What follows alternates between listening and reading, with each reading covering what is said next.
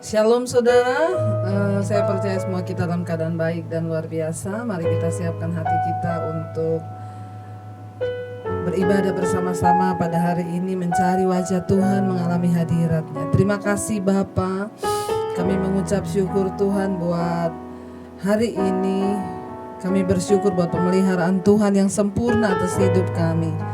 Sungguh kami cinta kediaman-Mu ya Tuhan. Kami mau terus tinggal dalam hadirat-Mu Bapa. Terima kasih Tuhan bahwa kami lebih dalam lagi masuk dalam hadirat-Mu Tuhan. Sungguh ku cinta kediaman-Mu Tuhan, jiwaku rindukan Engkau. Ku tak ingin jauh dari hadirat-Mu, bawaku dekat padamu. Sungguh ku cinta kediaman-Mu Tuhan, jiwaku rindukan Engkau. Ku tak ingin jauh dari hadirat-Mu, bawaku dekat padamu. Ku tinggikan, ku agungkan, ku sembah Kau Tuhan untuk selamanya. Ku tinggikan, ku agungkan, ku sembah Kau Yesus Tuhan. Ku tinggikan, ku tinggikan, ku agungkan,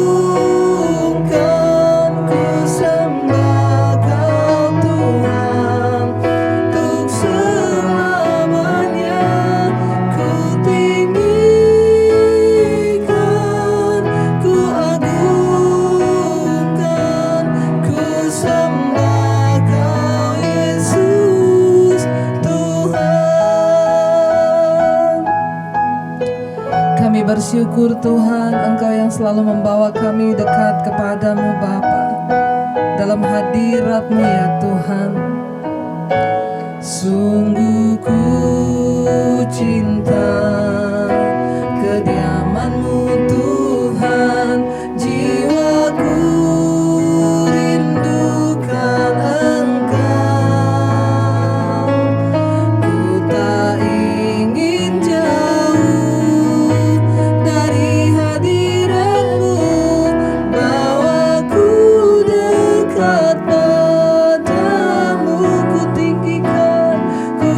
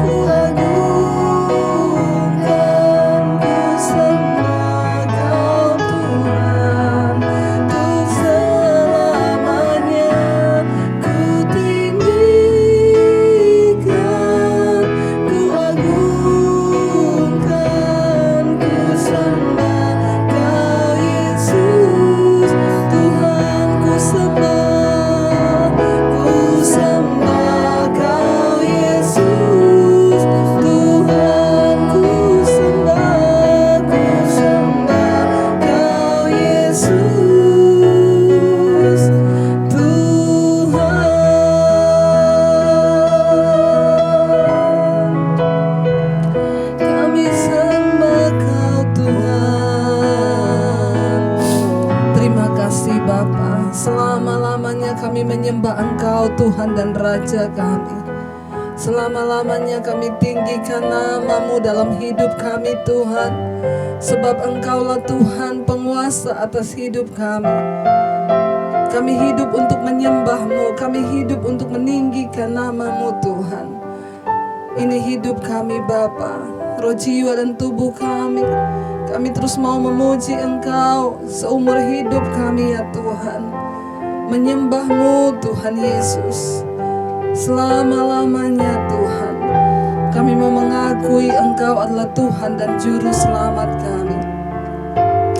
Mari angkat tangan kita kepada Tuhan. Katakan selamanya, selamanya ku puji, ku sembah Yesus selamanya, ku sanjung nama-Mu selamanya, selamanya.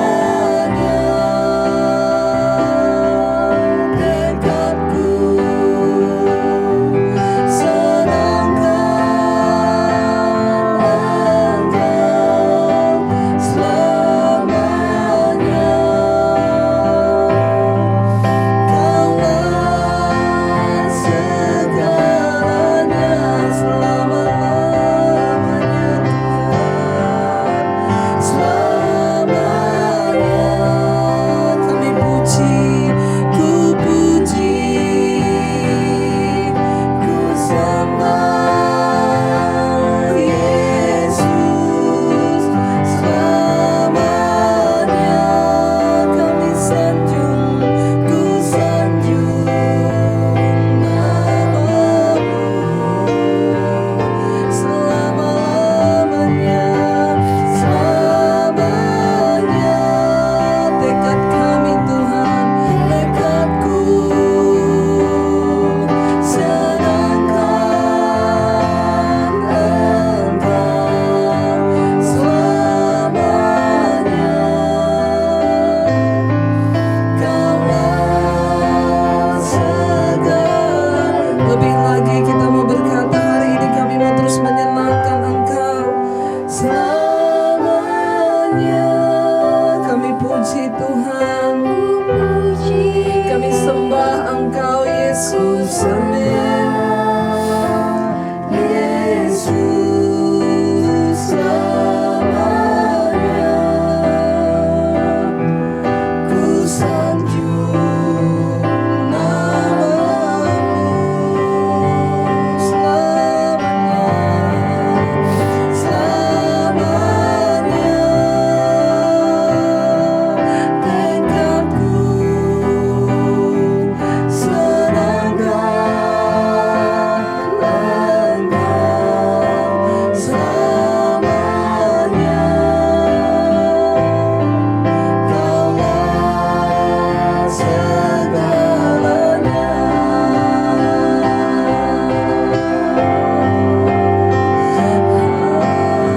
Selama-lamanya kami sembah, kami puji Kau Tuhan.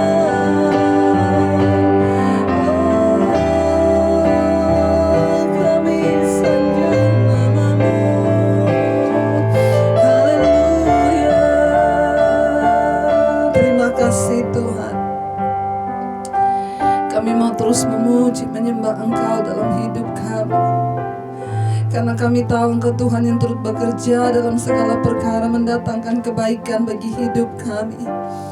Ini roh jiwa dan tubuh kami persembahkan bagi-Mu ya Tuhan. Terima kasih Bapa, terima kasih Tuhan. Kami menyerahkan seluruh hidup kami ke dalam tangan-Mu ya Bapa. Ini hidup kami Tuhan. Percaya Kau Tuhan yang sanggup menaklukkan semua perkaraku.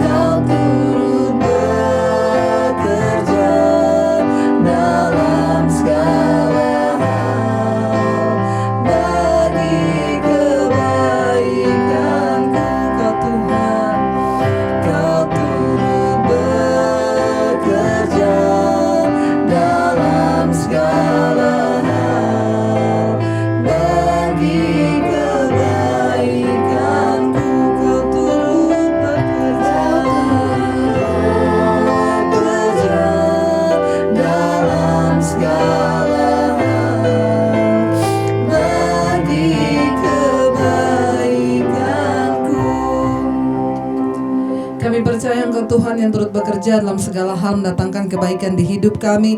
Terima kasih buat hari ini Bapa, Engkau izinkan kami boleh berkumpul kembali untuk beribadah Tuhan pada hari Minggu ini Bapa. Kami mau siapkan hati kami untuk mendengarkan firman Tuhan. Kami sangat percaya firman-Mu sanggup mengubah hidup kami.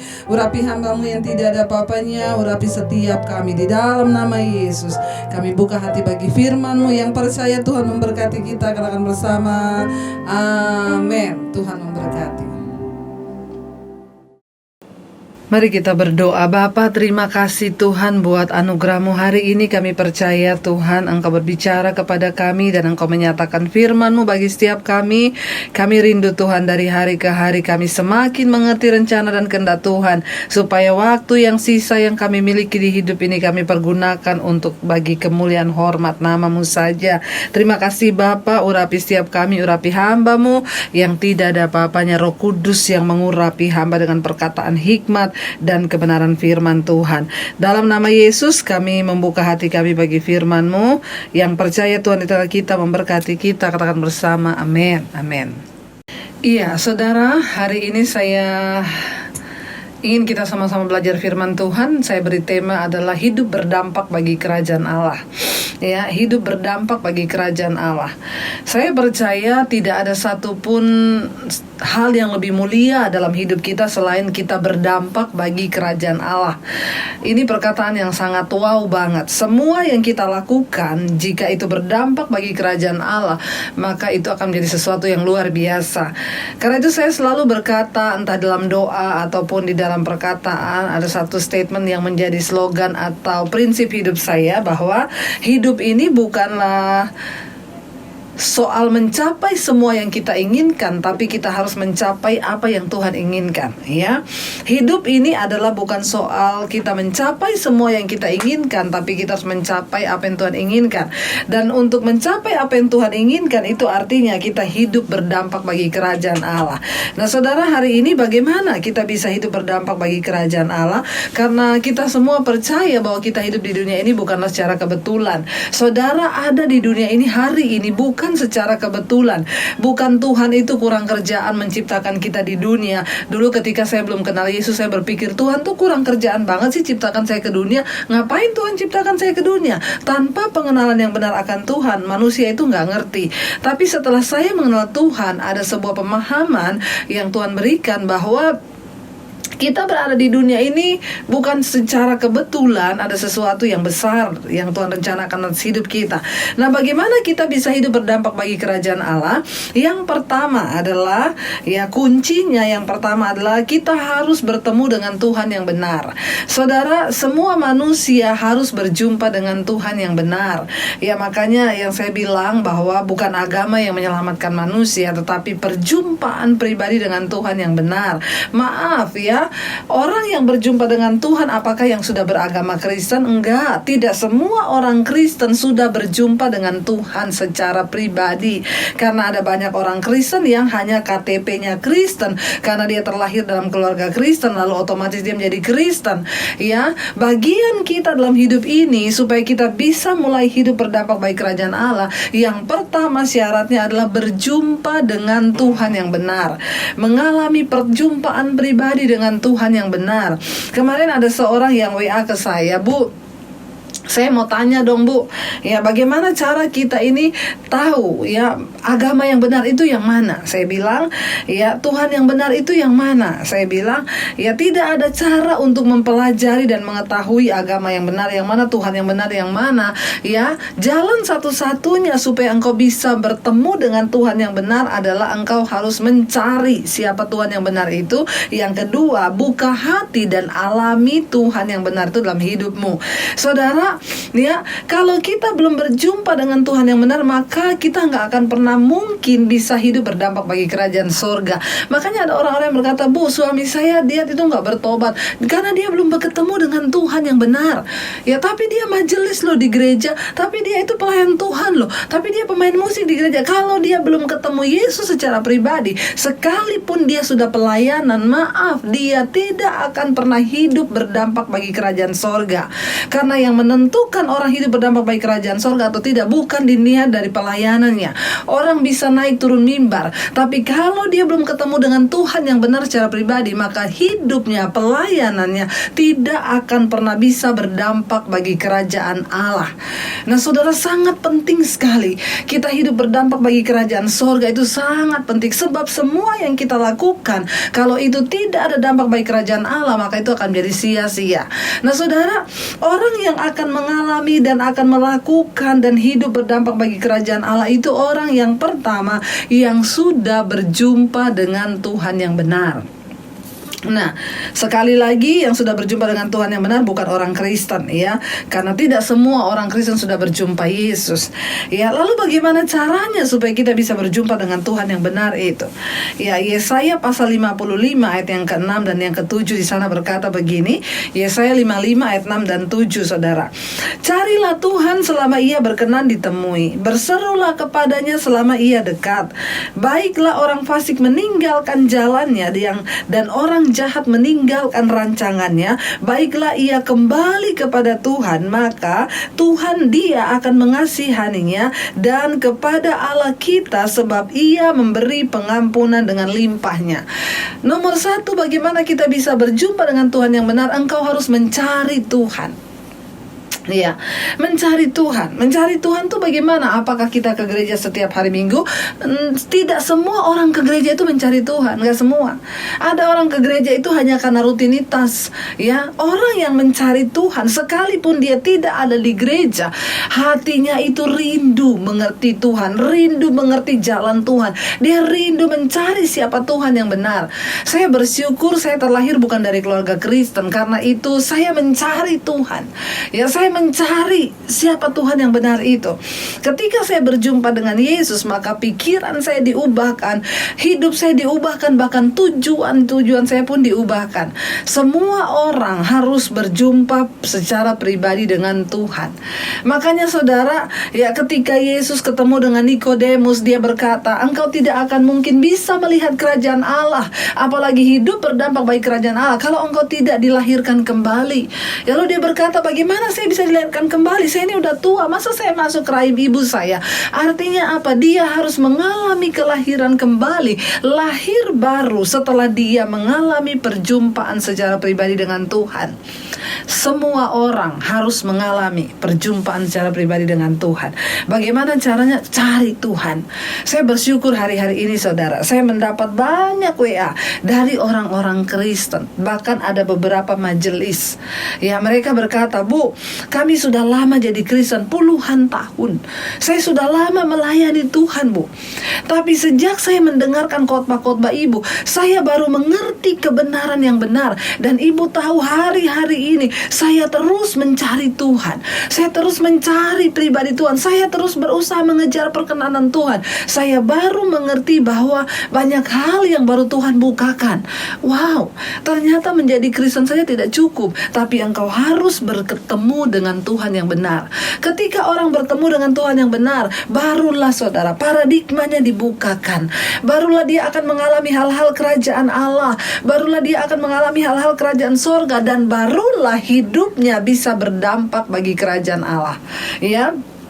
Nah, ketika seseorang bertemu dengan Tuhan, di sini dikatakan ayat 6, carilah Tuhan selama ia berkenan ditemui, berserulah kepadanya selama ia dekat. Cari Tuhan selama ia masih berkenan, karena ada saatnya Tuhan sudah tidak berkenan lagi untuk ditemui. Ayat ini berkata, cari Tuhan selama ia berkenan.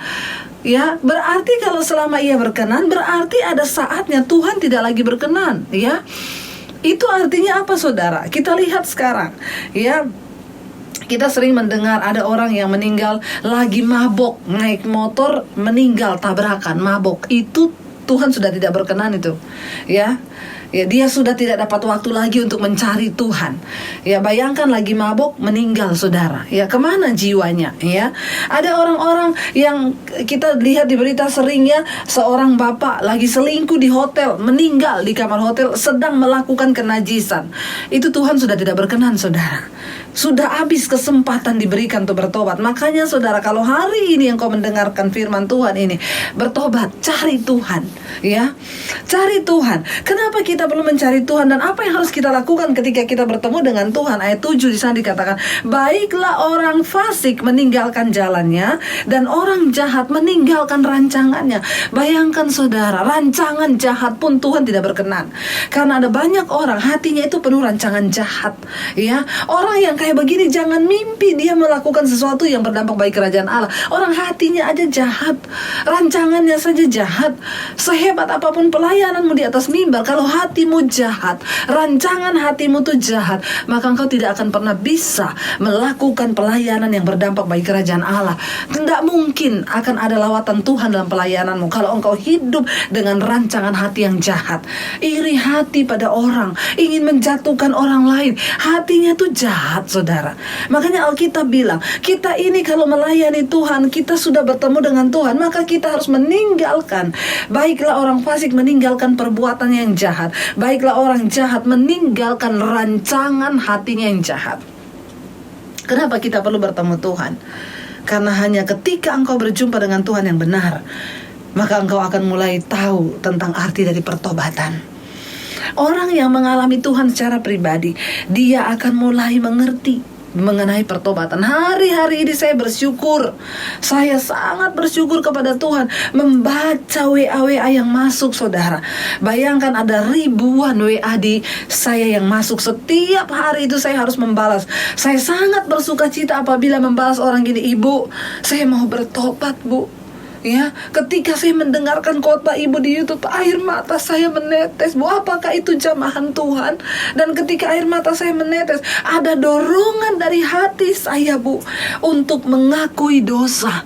Saya sudah bertahun-tahun jadi Kristen, tapi saya belum pernah mengalami yang begini. Itu yang namanya perjumpaan pribadi dengan Tuhan. Lalu akhirnya dia berkata, berhari-hari, bu, ada dorongan di hati saya untuk mengakui dosa saya. Lalu dia mulai terbuka, saya pernah melakukan ini. Ibu, apakah Tuhan masih mau menerima saya? Itu adalah pengalaman pribadi orang berjumpa dengan hadirat Tuhan. Kita gak akan pernah mungkin bisa hidup berdampak bagi kerajaan Allah kalau kita tidak bertemu dengan Tuhan secara pribadi. Dan ciri orang yang bertemu dengan Tuhan secara pribadi itu apa? Terjadi pertobatan. Orang jahat akan meninggalkan jalannya, orang fasik akan meninggalkan rancangan hatinya yang jahat. Jangan hidup dengan rancangan hati yang jahat, saudara. Karena orang yang punya rancangan hati jahat, dia tidak akan pernah bisa berdampak bagi kerajaan Allah. Sekalipun engkau seorang pendeta, sekalipun engkau seorang pemimpin pujian, engkau seorang pemain musik di gereja, kalau engkau seorang gembala sekalipun, kalau rancangan hatimu jahat, maka semua yang engkau lakukan dalam pelayananmu tidak akan pernah bisa berdampak bagi kerajaan Allah. Ya, camkan itu, saudara, supaya kita tidak salah melangkah. Yang kedua, bagaimana supaya kita bisa berdampak bagi kerajaan Allah? Yang kedua, tentukan identitas dirimu sekarang. Ketika kita berjumpa dengan Tuhan secara pribadi, maka kita mendapatkan identitas baru dari Tuhan. Ya, dan ketika kita mulai hidup dengan identitas baru itu, ya Tuhan akan membawa kita dipisahkan dari hal-hal yang jahat. Makanya Alkitab berkata, pergaulan yang baik itu merusak, pergaulan yang buruk itu merusak kebiasaan baik. Orang yang sudah menemukan identitasnya dalam Kristus, dia nggak akan lagi betah bergaul dengan orang yang hidup dalam dosa, saudara. Bukan apa-apa, akan mulai terjadi pemisahan. Ya, kita nggak tahan lagi dong bergaul dengan orang yang mulutnya kotor, orang yang masih menceritakan, ya, orang-orang yang masih hidup dengan hidup lama, yang mabok-mabokan, berjudi. Kita nggak akan tahan berada dalam kumpulan seperti itu. Kenapa? Karena identitas kita itu baru. Cara satu-satunya yang kedua supaya kita bisa berdampak baik kerajaan Allah, tentukan identitasmu sekarang. Identitas kita tuh apa di dalam Tuhan? Mari kita baca sama-sama, saudara. Roma pasal yang ke-8 ayat yang ke-29. Roma 8 ayat 29 di sana berkata begini, saudara. Sebab semua orang yang dipilihnya dari semula, mereka juga ditentukannya dari semula untuk menjadi serupa dengan gambaran anaknya, supaya ia, anaknya itu, menjadi yang sulung di antara banyak saudara. Saudara, bagaimana kita ini bisa memiliki identitas ya? Apa identitas kita? Kita harus tentukan sekarang identitas diri kita ini apa, ya? Di sana dikatakan identitas kita orang yang dipilih Tuhan adalah menjadi serupa dengan Kristus. Karena memang dari awalnya Tuhan menciptakan kita serupa dan segambar dengan Allah. Tapi karena dosa masuk ke dalam diri manusia lewat Adam dan Hawa, maka gambar diri Allah itu menjadi rusak. Karena dosa itu merusak gambar diri Adam kita. Yesus Kristus datang ke dalam dunia untuk mengembalikan gambar diri Allah yang ada dalam diri kita. Karena itu barang siapa yang berjumpa dengan Yesus, percaya akan kuasa penebusannya di atas kayu salib, engkau sudah diciptakan kembali. Yesus berkata, yang lama sudah berlalu, yang baru sudah datang. Kita diciptakan baru di dalam Kristus. Identitas kita dirubah. Dari yang tadinya hamba dosa, kita dicipta kembali menjadi anak Tuhan, anak Allah. Saudara, tentukan identitasmu.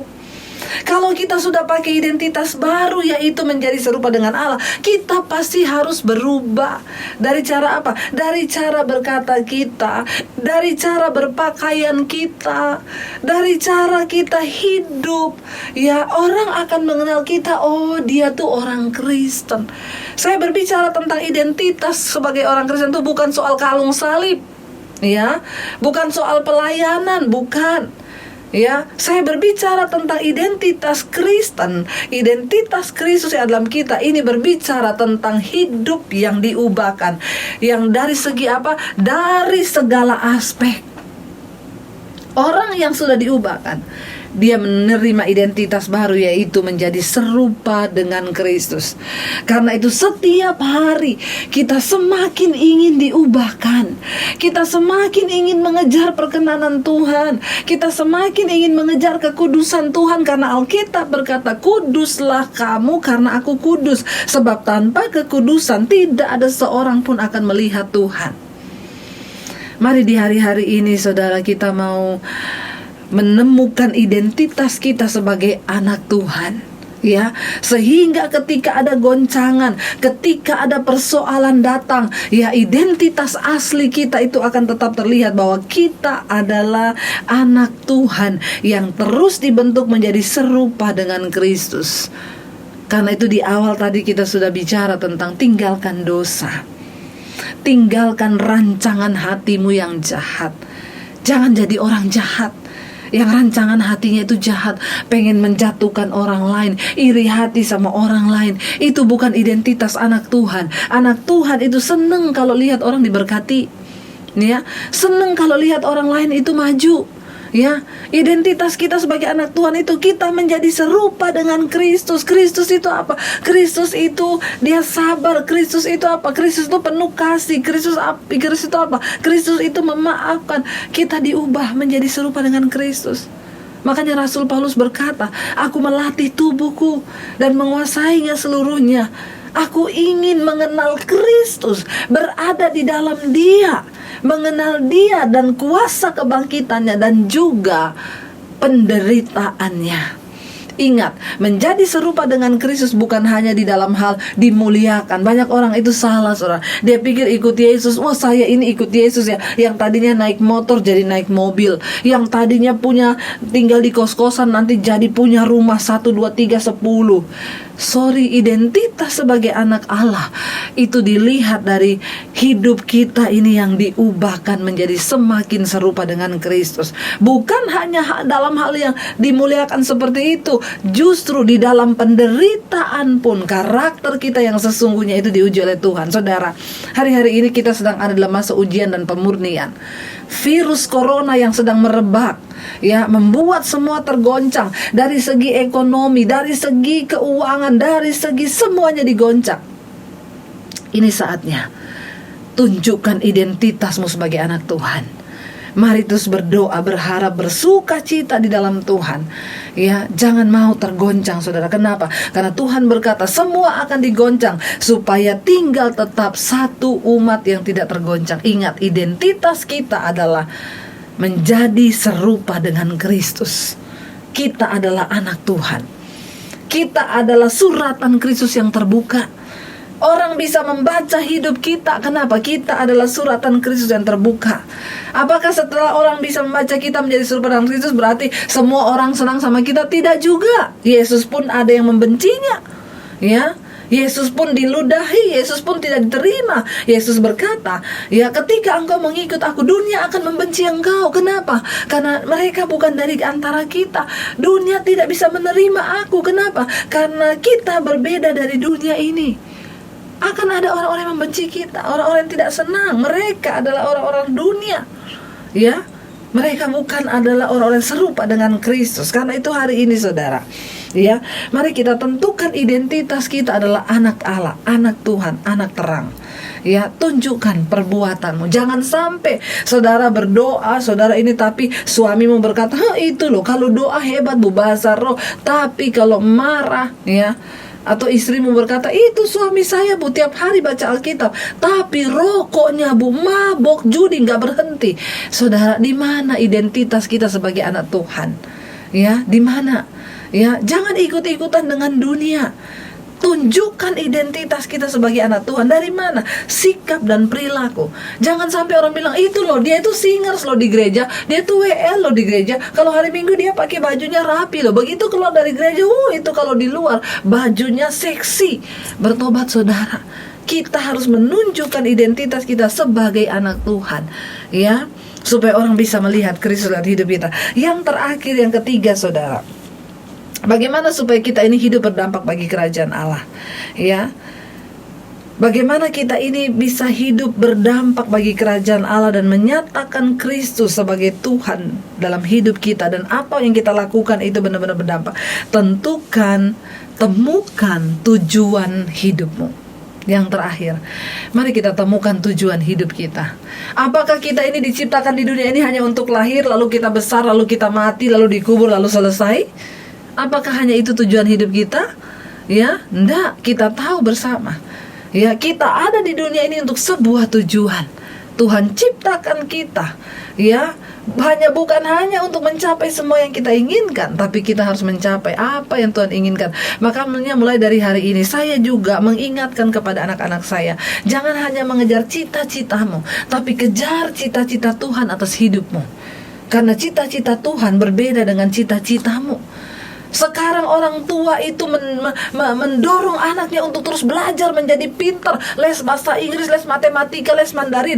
Tetapi sangat sedikit orang tua yang mendorong anaknya untuk menemukan tujuan Tuhan atas hidupnya.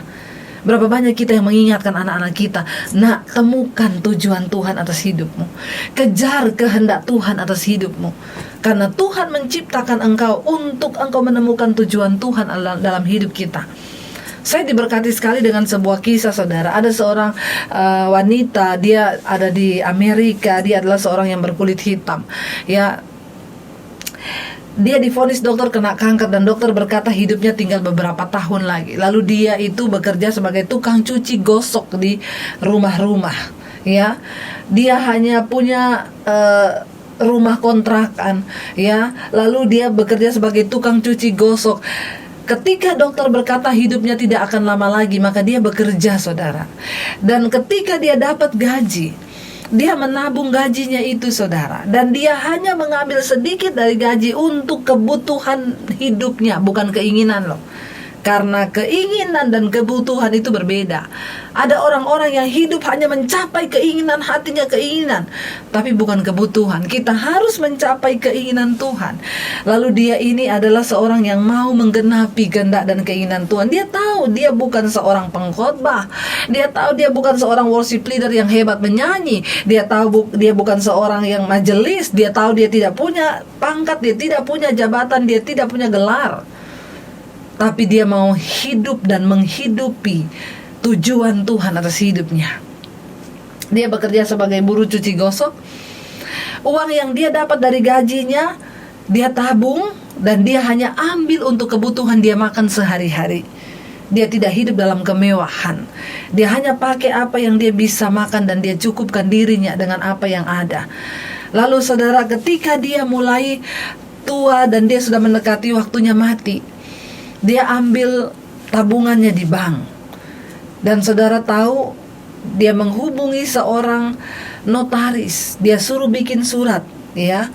Kalau saya meninggal nanti, tabungan saya di bank ini akan diserahkan untuk yayasan anak-anak miskin yang tidak bisa bersekolah. Karena saya merasa bagaimana tidak enaknya menjadi orang miskin yang tidak bisa sekolah. Dan dia berkata, hanya ini yang aku bisa lakukan untuk Tuhan. Dan saudara tahu ketika tabungannya diambil, wow, itu dirupiahkan saudara. Hampir 3 miliar, 2,7 M dia persembahkan. Saya mau tanya kepada saudara, uang 2,7 M kalau dia pakai hidup hura-hura, buat dia beli rumah, dia buat beli mobil, bisa nggak? Bisa. Tapi dia memilih untuk menemukan tujuan hidup di dunia ini agar dia memiliki arti hidup. Kenapa? Karena satu saat nanti ketika dia berpulang ke rumah Bapa, satu saat kita semua nanti akan dipanggil pulang ke rumah Bapa. Dia tahu waktu saatnya dia pulang ke rumah Bapa, tidak ada satupun yang akan dia bawa kecuali amal ibadah perbuatannya yang akan dia pertanggungjawabkan di hadapan Tuhan. Saudara, dari kisah hidup ini cukup menampar setiap kita. Sudahkah kita menemukan tujuan hidup kita dalam Tuhan? Untuk apa?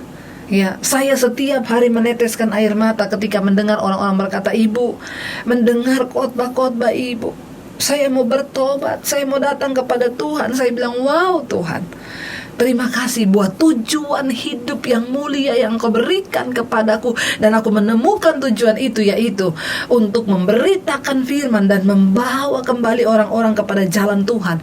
Itu tujuan Tuhan yang sangat-sangat mulia, dan saya sangat mensyukuri apa yang sudah Tuhan berikan. Siapa saya? Saya dulu hanya orang berdosa yang berencana untuk bunuh diri, mengakhiri hidup saya karena saya merasa sudah tidak berarti lagi.